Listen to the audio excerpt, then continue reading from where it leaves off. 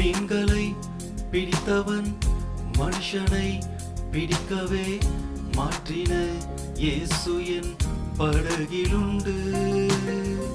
நிச்சயம் ஒரு நாள் மறுதலிப்பேன் என்று அறிந்தும் அழைத்தவர் அருகிலுண்டு. நான் வீசும் வலைகள் எல்லாம் வெறுமையாய் வந்தாலும் என்னோடு அவர் இருக்க குறையேது.